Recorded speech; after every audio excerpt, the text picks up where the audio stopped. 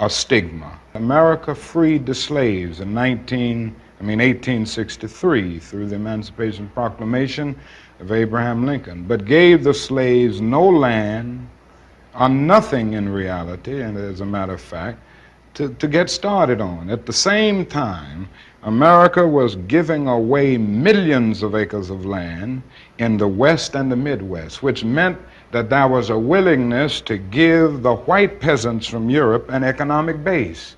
And yet it refused to give its black peasants from Africa, who came here involuntarily in chains and had worked free for 244 years, any kind of economic base. And so emancipation for the Negro was really freedom to hunger. It was freedom to the winds and rains of heaven. It was freedom without food to eat or land to cultivate, and therefore it was freedom and famine at the same time. And when white Americans tell the Negro to lift himself by his own bootstraps, they don't look over the legacy of slavery and segregation. I believe we ought to do all we can and seek to lift ourselves by our own bootstraps, but it's a cruel jest to say to a bootless man that he ought to lift himself by his own bootstraps. And many Negroes, by the thousands and millions, have been left bootless as a result of all of these years of oppression and as a result of a society that deliberately made his color a stigma and something worthless and degrading. I heard it said that black men should pick themselves up by their own bootstraps. Well, that's easy to say, not always easy to do, especially since his boots have been stolen and the doors of opportunity keep closing and his feet are swollen from being given the runaround.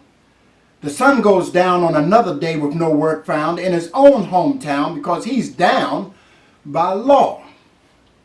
He hears the sound of his children. Their stomachs growl from hunger, and he wonders how to relieve the burden they're under when his lands have been plundered. And every time he reaches for his bootstraps, there's nothing. So all he can grab at are weeds. He begs and pleads. He even pledged allegiance, but no help is coming. And even after service in war after war, there are no boots. So they come home in troops and become groups with no roots in the ground because they're down by law. And in his family, he's the hub with that corrective love that can raise a family up. But these vampires crave his blood. So when his children hunger, how does he feed those young ones that need him to do something? He tries to sell those weeds, not for greed, but to satisfy that need to be free from poverty.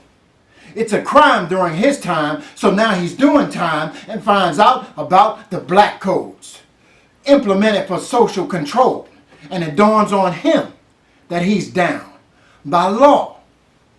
Laws that said it's a crime for him to get married. It's a crime for him to own property. It's a crime for him to fight a white man. Even in self-defense, it's a crime for him to hang out with his friends. It's a crime for him to learn how to read. He's only here to satisfy a white man's greed. His ancestors helped build this country, but for him, there's no need. Trapped in the prison game, he's a number without a name. The state gets paid for keeping him in a cage. He's bought and sold back to being a slave. Now, many seem to think that the Civil Rights Act changed all that. Not so. Black laws still work by de facto for the status quo. They change like the wind, so he can't win. So when he comes home again, his chances of finding work are less than slim, ensuring he falls victim to recidivism. But he can read and write now, see? He even has a degree. He wants a home and his family and a small piece of the American dream, but he lives a nightmare of a well-coordinated scheme. Still, he's a warrior, and his spirit won't let him give up easily, never. But no one will give him a job cause he's a felon, and some won't rent him an apartment because he's a felon, and his woman believes that she don't need him, ever. So he's homeless, lonely, dejected, and suspected. So they poke him, choke him, provoke him so they can smoke him. See, down by law means that he's still a slave nigger. So he tries to get past the pain by claiming to be a real nigga. And though I think it's wrong, he's searching for a place to belong where he can feel strong. He gets along because he needs that secure backing. That's his reaction to these insidious factions. Government created the strategy, media perpetuate the ideology, management enforce the policy. Police perform the murderous ceremony, and the judges bring closure to the life of the soldier. But now that I told you, Google the black codes. Then maybe you'll see what I saw and understand how a black man is down by law.